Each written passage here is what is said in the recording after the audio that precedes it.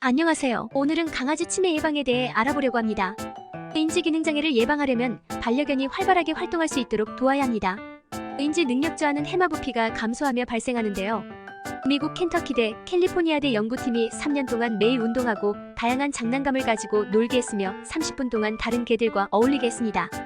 그 결과 매년 개들의 해마부피가 평균 1.74%씩 증가했다고 합니다. 또한 냄새 훈련도 인지기능장애 방지에 도움이 됩니다. 영국 에버리스트 위스대 연구팀에 의하면 냄새 훈련을 받은 개는 그렇지 않은 개보다 인지기능이 향상되었다고 하고, 강아지가 냄새를 맡는 활동을 통해 지속적인 정신적 자극을 얻을 수 있다고 분석했습니다. 전문 용어로 노즈워크라고 하는데, 반려견이 집안 곳곳에 숨겨진 음식을 후각을 활용해 스스로 찾아 먹도록 유도하는 활동입니다. 사랑으로 돌보며 함께 행복한 시간을 보내기 위해 치매 예방에 주의를 기울이면 좋을 것 같습니다. 감사합니다. 안녕하세요. 오늘은 강아지의 개춘기에 대해 알아보려 합니다.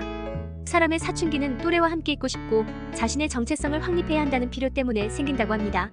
그럼 강아지는 이런 과정을 겪을까요? 미국 의학 포털 사이트 메디컬 데일리는 이와 같은 현상이 강아지에게도 나타난다는 연구 결과를 보도했습니다. 한 연구 결과에 따르면 실험군의 강아지를 청소년기인 약 5개월과 8개월에 한 번씩 관찰했다고 합니다. 그 결과 강아지는 5개월 무렵에 특정 명령에 어떻게 해야 할지 알고 있더라도 반응하는데 시간이 더 오래 걸린다는 것을 발견했습니다. 또한 반려견의 주인에게 설문조사를 했을 때 사춘기를 통과하는 강아지는 훈련하기 더 어려웠다고 답변했습니다. 의는 다른 사람이 아닌 주인에게만 해당하고 이는 개춘기 동안 일어나는 모든 문제와 관련이 있다고 합니다. 하지만 다행히 이 시기가 지나면 반려견은 주인에게 다시 복종하기 때문에 크게 걱정할 필요는 없습니다. 감사합니다.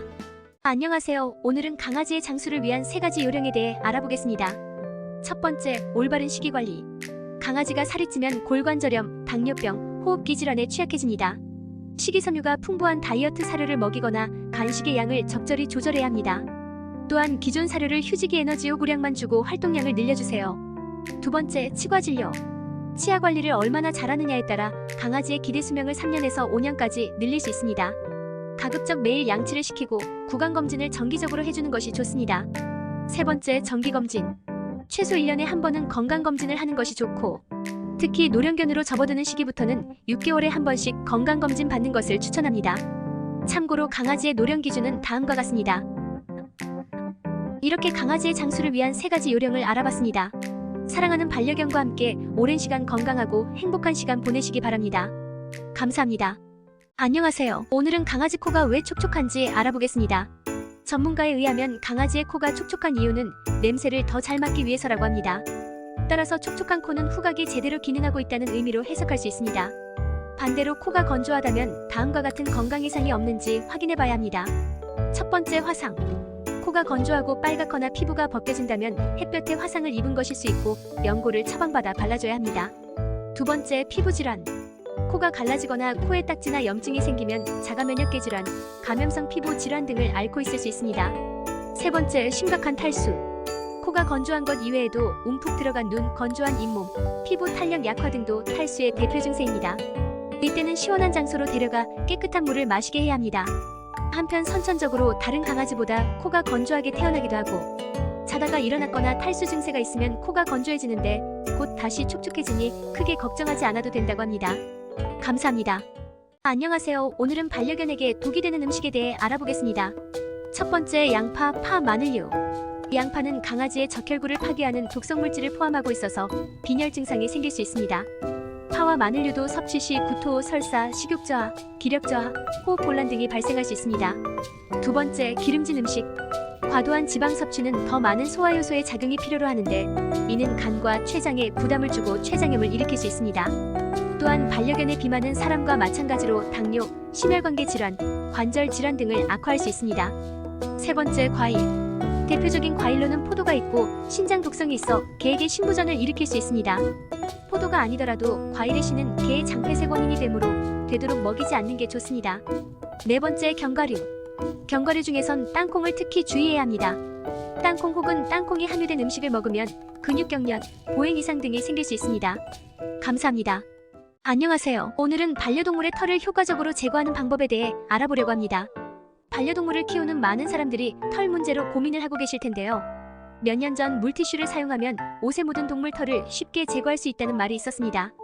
그러나 물티슈엔 털을 흡착하는 성질이 없고 물티슈 속 표백 성분에 옷이 탈색될 수 있으니 추천하지 않는 방법입니다. 다음으로는 옷을 건조기에 돌린 후 물 세탁하는 방법입니다. 먼지나 이물질을 거르는 건조기 필터에 반려동물 털도 걸러지기 때문에 어느 정도는 효과가 있다고 합니다. 하지만 그 후에도 남아있는 털은 일일이 제거해야 합니다. 문제는 동물 털이 단순히 의류 표면에 붙어있기만 하지 않다는 것입니다. 일반 테이프 등으로는 잘 제거되지 않고 고무장갑, 주방용 셀룰로스 스펀지, 고무 코팅 목장갑 등을 이용해 부드럽게 쓸면 털이 마찰로 인해 빠져나온다고 합니다.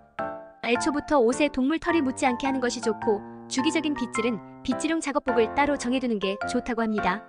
감사합니다. 안녕하세요. 오늘은 강아지 혈뇨에 대해 알아보겠습니다. 혈뇨는 심장, 요관, 방광, 요도로 구성된 요로의 출혈이 일어났다는 증거입니다. 강아지 혈뇨는 다양한 원인으로 인해 발생하고 주요 원인으로는 방광염과 방광결석이 있습니다. 우선 방광염은 암컷, 노령견, 소변을 오래 참는 강아지가 취약하고 미네랄 과다 섭취, 수분 섭취 부족, 세균 감염 등이 방광결석 형성에 영향을 미치는 요인입니다. 그럼 재발률 높은 방광염, 방광결석의 예방법은 무엇일까요? 사람과 마찬가지로 잘 마시고 배뇨를 잘하는 것이 기본입니다. 실외 배변을 하는 강아지의 경우 소변을 오래 참지 않게 자주 산책시키는 것이 좋습니다. 다만 실외 배변의 경우 혈뇨를 알아채기 어려울 수 있어서 실내에서 배뇨하도록 훈련하는 것을 권장합니다. 그리고 컬러 패드를 쓰면 소변색을 확인하기 힘들기 때문에 흰색 배변 패드를 사용해야 합니다. 감사합니다. 안녕하세요. 오늘은 강아지의 눈곱에 대해 살펴보려고 합니다. 눈곱은 눈물을 많이 흘릴수록 많아지고 눈을 건조하지 않게 하는 윤활 성분뿐 아니라 감염과 싸우는 항체가 있습니다.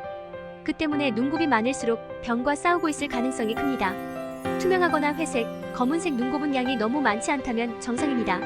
하지만 맑고 물기가 많은 눈곱, 불투명한 흰색 눈곱은 각종 알레르기 염증 반응일 수 있으며 녹색 또는 노란색 눈곱의 경우 전문의의 검진이 필요한 질병이 있을 수 있으니 반드시 병원에 데려가는 것이 좋습니다. 그럼 평소 반려견의 눈곱 관리는 어떻게 하는 것이 좋을까요? 첫 번째, 눈곱빗을 사용합니다. 두 번째, 따뜻한 수건을 강아지 눈 위에 30초간 올려두고 눈곱을 부드럽게 만든 다음 부드러운 천으로 닦아줍니다. 마지막으로 눈 주위 털을 주기적으로 손질해서 눈이 털에 찔리지 않게 관리합니다. 건강한 눈 관리를 통해 반려견과 오랜 시간 행복하게 보내시기 바랍니다. 감사합니다. 안녕하세요. 오늘은 미세먼지 심한 날 강아지와의 산책에 대해 이야기해보려고 합니다. 강아지는 몸무게 1kg당 흡입하는 공기의 양이 사람보다 훨씬 많고 호흡기도 훨씬 민감합니다. 또한 땅에 가라앉은 먼지도 흡입하고 털에 붙은 미세먼지도 핥아먹기 때문에 강아지가 미세먼지에 훨씬 취약하다고 합니다. 미세먼지는 눈, 호흡기, 피부질환, 알레르기 등 다양한 건강상의 문제를 일으킬 수 있습니다. 그럼 미세먼지 심한 날 어떻게 해야 할까요? 외출을 자제하고 실내에서 노즈워크 등으로 에너지를 소모하게 하는 것이 좋습니다. 하지만 실외 배변을 하거나 반드시 나가야 한다면 미세먼지 농도가 덜한 시간에 나가고 줄을 짧게 잡고 천천히 걸어 호흡량이 높아지지 않게 해줍니다. 만약 산책을 다녀왔다면 안구 세정제로 눈을 씻기고 빗질로 털에 붙은 먼지를 꼼꼼하게 제거해주는 것이 좋습니다. 간혹 강아지에게 KF 마스크를 씌워도 될지 고민하는 경우도 있는데요.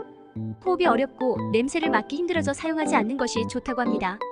감사합니다. 안녕하세요. 오늘은 강아지도 꿈을 꾸는지에 대해 알아보겠습니다. MIT의 연구에 따르면 쥐 실험을 통해 포유류 전반이 꿈을 꾼다는 결과를 내놓았습니다. 강아지의 뇌는 쥐보다 더 복잡하기 때문에 강아지도 꿈을 꾸는 것이 타당하다고 과학자들은 말합니다. 강아지가 자는 모습을 살펴보면 감은 눈이 움직이는 것을 볼 수 있는데 이게 수면 상태의 큰 특징입니다. 또한 몸을 움찔거리거나 종종 짖을 수도 있다고 합니다. 그럼 강아지는 어떤 꿈을 꿀까요? 강아지의 삶의 보호자는 큰 부분을 차지하고 있기 때문에 꿈속에 보호자가 등장할 가능성도 높다고 합니다. 하지만 잠결에 으르렁거리거나 훌쩍이거나 낑낑거린다면 악몽을 꾸고 있을 가능성이 높습니다. 이때 억지로 깨우면 강아지가 놀라거나 깨운 사람을 물 수 있으니 기다리거나 너무 걱정된다면 불러서 깨우는 것이 좋습니다. 마지막으로 강아지가 자다가 경련할 수 있는데 이런 움직임은 몸이 뻣뻣하고 심하게 떨리고 이름을 불러도 반응하지 않는 발작과는 다르니 경련과 구분할 수 있습니다. 감사합니다. 안녕하세요. 오늘은 강아지도 멀미를 하는지에 대해 이야기해보려고 합니다. 사람과 마찬가지로 강아지도 멀미를 하고 특히 어린 나이에 멀미할 가능성이 높고 성장하며 점차 줄어든다고 합니다. 원인은 전정기관의 자극과 시각정보의 차이나 차에 대한 불편한 기억 탓일 수 있습니다. 주요 증상으로는 유독 낑낑거린다, 안절부절 못하고 불안해한다, 활동량이 줄어든다, 침을 흘린다, 구토할 뿐 아니라 소변이나 대변을 본다 등과 같습니다. 그럼 이때는 어떻게 해야 할까요? 첫 번째, 차에 적응할 수 있게 도와줍니다. 천천히 주행하는 거리와 시간을 늘리고 산책 전후에 잠시 차에서 놀아주는 것도 좋은 방법입니다. 두 번째, 차를 편안하게 느끼도록 해줍니다. 강아지가 좋아하는 물건을 차에 두고 차가 편안하게 느낄 수 있게 안전운전, 방어운전은 필수입니다. 만약 다양한 방법을 써도 계속 멀미를 한다면 수의사와의 상담을 통해 반려동물도 먹을 수 있는 멀미약을 먹일 수도 있습니다. 감사합니다. 안녕하세요. 오늘은 왜 강아지들이 냄새가 나는지에 대해 이야기해보려고 합니다. 강아지 냄새의 원인 중 하나는 바로 몸에서 나오는 기름과 땀입니다. 이외에도 위생관리가 잘 되지 않을 때 냄새가 날 수 있어 위생관리가 중요합니다. 그럼 강아지 냄새를 줄이려면 어떻게 해야 할까요? 첫 번째, 양치질. 매일 양치질을 하는 게 좋고, 만약 양치질을 하는데도 계속해서 입냄새가 난다면 질병을 의심할 수 있습니다. 두 번째, 귀 청소. 보통 심하지 않은 기름, 땀 냄새 정도가 나고 귀가 덮여 통풍이 잘 안 되는 푸들, 말티즈 등의 견종에게서 더 자주 발생합니다. 세 번째, 항문낭 짜기. 항문낭에 분비물이 가득 차면 냄새가 심하게 날 수 있으니 주기적인 관리가 필요합니다. 네 번째, 피부 염증 관리. 퍼그, 불독과 같이 몸에 주름이 많은 견종은 주름 사이에 노폐물, 습기가 쌓이기 쉬워 피부 질환이 생길 가능성이 높습니다. 다섯 번째, 눈 닦아주기. 눈물, 눈곱을 자주 닦아주면 냄새 제거에 도움이 됩니다. 감사합니다. 안녕하세요. 오늘은 강아지와 침대에서 같이 자도 되는지에 대해 알아보겠습니다. 같이 자면 서열이 같은 줄 알고 버릇이 없어진다. 같이 자다가 따로 자면 분리불안이 온다. 머리 위에서 자게 하면 안 된다 같은 말을 들어보셨을 텐데요. 결론부터 이야기하면 이러한 이야기는 과학적으로 증명이 되지 않은 정보이며 반려견과 같이 자도 문제가 되지 않는다고 합니다. 미국의 전문가들은 침대에서 같이 자는 반려견과 그렇지 않은 반려견의 문제 행동 패턴을 분석해봤다고 합니다. 연구를 통해서 이는 전혀 연관이 없다고 하며 오히려 반려견과 함께 자는 보호자의 수면의 질이 더 좋다고 합니다. 또한 어린아이가 반려견과 함께 자면 조금 더 빨리 혼자 자게 된다는 연구 결과도 있다고 합니다. 하지만 전문가들은 아직 어린 새끼 강아지와 함께 자는 것은 권장하지 않는다고 합니다. 자는 동안 어린 강아지에게 큰 압박 줘서 위험한 상황이 될 수 있기 때문입니다. 마지막으로, 만약 강아지와 같이 자지 않겠다고 결심했다면 이는 처음부터 그렇게 해야 하고 예외를 두어서는 안 된다고 합니다. 감사합니다. 안녕하세요. 오늘은 강아지 실내 안전에 대해 알아보겠습니다. 첫 번째, 감전주의. 전선을 물어뜯거나 콘센트를 핥으면 감전 사고가 발생할 수 있습니다. 사용하지 않을 땐 되도록 전기 제품의 코드를 뽑고 전선 보호대나 안전 커버를 사용해주세요. 두 번째, 추락주의. 높은 곳에서 뛰어내리는 행동 등으로 크게 다칠 수 있습니다. 방충망을 뜯고 나가지 못하게 튼튼한 방충망을 달고 높은 곳에서 뛰어내리다 골절 사고가 발생하지 않게 주의해야 합니다. 자주 오르내리는 가구에 반려동물 전용 계단을 설치하는 것이 좋습니다. 세 번째, 끼임주의. 보호자가 문을 여닫을 때 반려동물이 문에 끼이거나 부딪힐 수 있습니다. 반려동물이 문 주위에 있거나 보호자를 따라오는지 확인하고 도어 쿠션, 도어 스토퍼를 설치합니다. 마지막으로, 중독주의. 해로운 독성 물질을 실수로 먹어 중독 증상이 나타날 수 있습니다. 반려동물이 먹어서는 안 되는 제품은 반려동물이 닿을 수 없는 곳에 보관해주세요. 잠금 장치가 마련된 장소에 보관하면 더 좋습니다. 감사합니다. 안녕하세요. 오늘은 목줄했을 때 짖는 강아지에 대해 알아보겠습니다. 목줄 없이는 잘 지내면서 줄을 착용했을 때만 타견에 대해 반응하는 것을 목줄 반응성이라고 합니다. 목줄 반응성은 목줄로 인해 자극으로부터 도망치거나 맞설 수 없는 상황에 대한 좌절감에서 오는 경우가 많습니다. 목줄이 없을 땐 도망치는 등 선택지가 있지만 목줄을 한 상태에서는 선택지가 주어지지 않기 때문입니다. 그 외에도 목줄을 했을 때의 충격적인 경험이나 잘못된 훈련 방법 등이 원인일 수 있습니다. 목줄 반응성의 올바른 교육법은 무엇일까요? 첫 번째, 자극을 피하기. 두 번째, 돌아배우기.